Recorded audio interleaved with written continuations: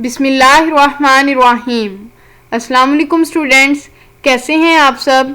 Welcome to my channel physics series. Class 9th physics unit number 1 physical quantities and measurement का जो topic study करेंगे उसका name है screw gauge.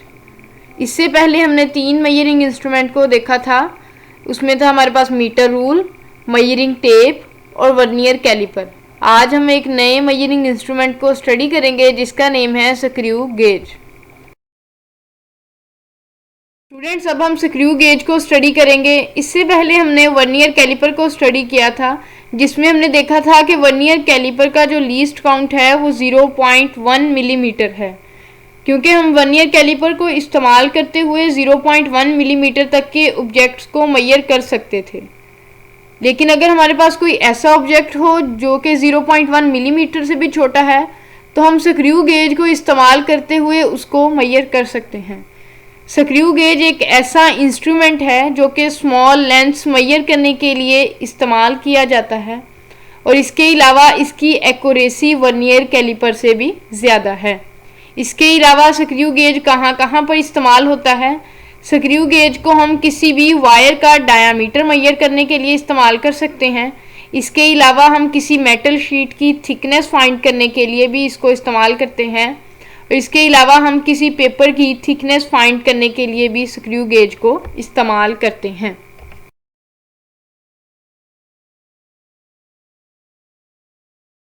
Construction को study करेंगे। आपको स्क्रीन पे स्क्रू गेज नज़र आ रहा होगा। स्क्रू गेज में यहाँ पर एक यू शेप्ड मेटल फ्रेम होता है जिसमें एक साइड पे मेटल स्टड लगा होता है जिसे हम एनविल कहते हैं और इसकी दूसरी साइड पे यहाँ पर ये जो पोर्शन है इसे हम स्पिंडल कहते हैं और इस स्पिंडल को आप इजीली मूव करवा सकते हैं। यू शेप्ड मेटल फ्रेम के साथ ही यहाँ पर एक होलो सिलेंडर होता है जिसे हम स्लीव कहते हैं। इस होलो सिलेंडर पे मेन स्केल दिया गया होता है। मेन स्केल में जो रीडिंग्स होती हैं वो मिलीमीटर में दी गई होती हैं और मेन स्केल की रीडिंग्स जिस लाइन पे मार्क की गई होती हैं उस लाइन को इंडेक्स लाइन कहते हैं। मेन स्केल के साथ ही आपको यहाँ पर सर्कुलर स्केल नज़र आ रहा होगा। सर्कुलर स्केल पे टोटल 100 डिवीजन्स होती हैं। इसके अलावा सर्कुलर स्केल के साथ आपको ये जो पोर्शन नज़र आ रहा है इसे हम थिम्बल कहते हैं। थिम्बल को आप इजीली मूव करवा सकते हैं।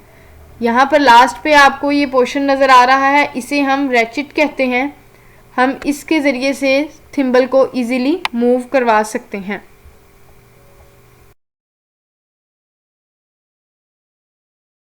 स्क्रू गेज के यहाँ पर जो लास्ट पे थिम्बल मौजूद होता है, हम इस थिम्बल को रोटेट करवा के यू शेप मेटल फ्रेम के अंदर जो मौजूद स्पिंडल होता है इसको मूव करवा सकते हैं। अब ये थिम्बल की मदद से हम स्पिंडल को मूव करवा सकते हैं और ये जो स्पिंडल है ये बिल्कुल एक नट की तरह मूव करता है।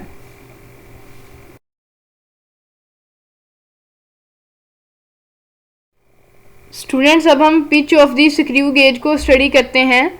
The distance between consecutive threads on the spindle is called pitch of the screw gauge. यहाँ पर आपको स्क्रू गेज नज़र आ रहा होगा और इसके यू शेप मेटल फ्रेम के अंदर मौजूद जो स्पिंडल है इस पे ये जो थ्रेड्स हैं, इन थ्रेड्स के दरमियान में जो डिस्टेंस है इसको हम pitch of the screw gauge कहते हैं और ये जो दो थ्रेड्स के दरमियान का डिस्टेंस है ये 1 मिलीमीटर होता है, इसलिए pitch of the screw gauge जो है वो 1 मिलीमीटर होती है। स्टूडेंट्स, अब हम लीस्ट काउंट को स्टडी करेंगे। किसी भी मेजरिंग इंस्ट्रूमेंट को इस्तेमाल करते हुए हम जो स्मॉलेस्ट रीडिंग मेजर कर सकते हैं वो स्मॉलेस्ट रीडिंग उस मेजरिंग इंस्ट्रूमेंट का लीस्ट काउंट होता है। The smallest value that can be measured by screw gauge is called its least count। अब स्क्रू गेज को इस्तेमाल करते हुए हम जो स्मॉलेस्ट वैल्यू मेजर कर सकते हैं वो स्क्रू गेज का लीस्ट काउंट कहलाती है।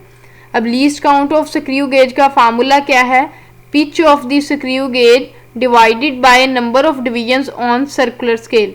Pitch of the screw gauge को अभी हमने स्टडी किया वो थी 1 मिलीमीटर और सर्कुलर स्केल पे जो टोटल नंबर ऑफ डिवीजन्स होती हैं वो है 100। 1 मिलीमीटर को 100 पे डिवाइड करें तो हमारे पास आंसर आता है 0.01 मिलीमीटर।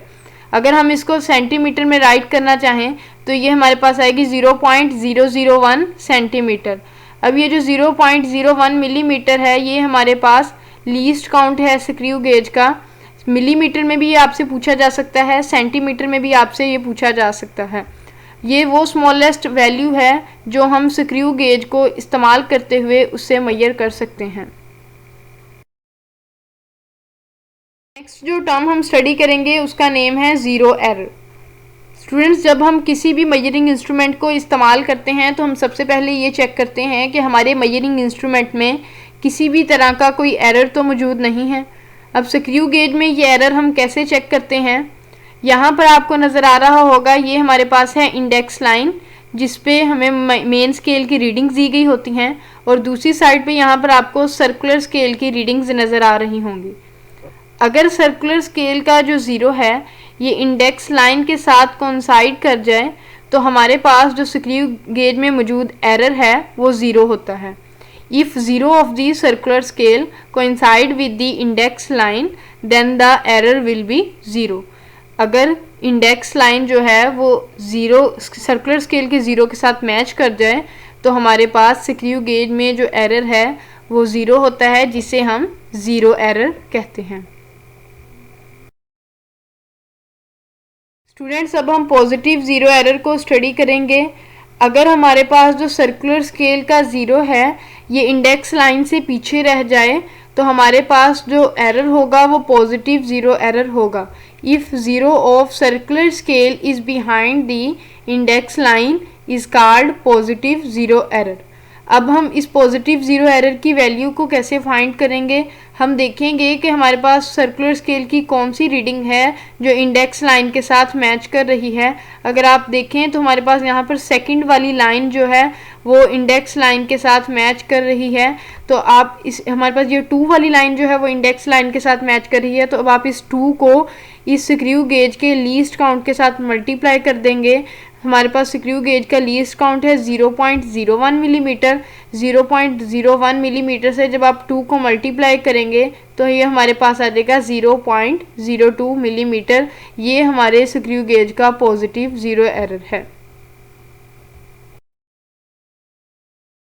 स्टूडेंट्स, अब हम नेगेटिव ज़ीरो एरर को स्टडी करेंगे। अगर सर्कुलर स्केल पे जो मौजूद ज़ीरो है ये इंडेक्स लाइन को क्रॉस कर जाता है तो हमारे पास जो एरर होगा वो नेगेटिव ज़ीरो एरर कहलाएगा। If zero of circular scale has crossed the index line is called negative zero error. अब हमें ये तो पता चल गया कि हमारे इंस्ट्रूमेंट में मौजूद जो एरर है वो नेगेटिव ज़ीरो एरर है। अब हम इसकी वैल्यू को कैसे फाइंड करेंगे? हम देखेंगे कि सर्कुलर स्केल का ज़ीरो कितनी लाइंस क्रॉस करके गया है इंडेक्स लाइन से। यहाँ पर अगर आप देखें तो 1 2 3 4 लाइंस जो सर्कुलर स्केल का ज़ीरो है वो इंडेक्स लाइन को क्रॉस कर गया है। इस 4 को आप least count of the screw gauge जो कि 0.01 मिलीमीटर है उससे मल्टीप्लाई कर देंगे तो हमारे पास वैल्यू आएगी 0.04 मिलीमीटर जो कि नेगेटिव ज़ीरो एरर है। तो स्टूडेंट्स, इस तरह से हम नेगेटिव ज़ीरो एरर को फाइंड कर सकते हैं। स्टूडेंट्स, ये था हमारा आज का लेक्चर जिसमें हमने स्क्रू गेज को डिटेल में स्टडी किया। अगर आपको किसी भी तरह का कोई क्वेश्चन हो तो आप कमेंट बॉक्स में पूछ सकते हैं। Thanks for watching on physics series. Next lecture में मुलाकात होगी, तब तक के लिए अल्लाह हाफिज़ एंड टेक्स केयर।